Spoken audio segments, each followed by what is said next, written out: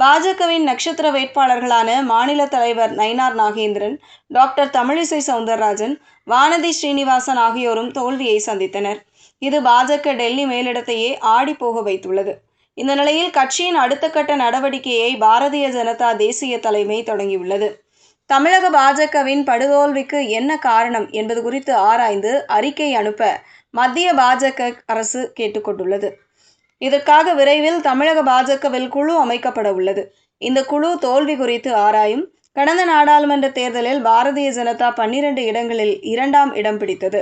கணிசமான வாக்குகளை பெற்று வாக்கு சதவீதத்தையும் அதிகரித்தும் இருந்தது.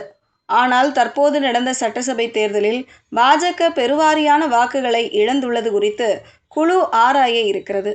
இதற்கிடையே தமிழக பாரதிய ஜனதா கட்சியின் மாநில தலைவர் நயினார் நாகேந்திரன் மாற்றப்படலாம் என்ற தகவலும் வெளியாகியுள்ளது. அண்ணாமலை 2024 தேர்தலில் அதிமுகவை முக்கியமான தொகுதிகளில் கூட வீழ்த்தியிருந்தார். பாஜக வெற்றி பெற முடியாவிட்டாலும் 8% மேல் வாக்குகளை பெற்றிருந்தது.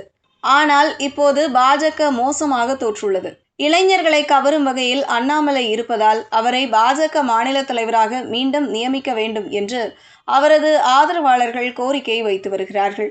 இதனிடையே பாஜக நிர்வாகிகள் கூறும்போது, எல்லா கட்சியிலும் இது நடக்கிற ஒன்றுதான். தோல்வி என்று வரும்போது அது பற்றி ஆராயப்படும். பாஜகவின் அடுத்த கட்ட வளர்ச்சிக்கு ஆய்வு அவசியம்தான் என்கிறார்கள்.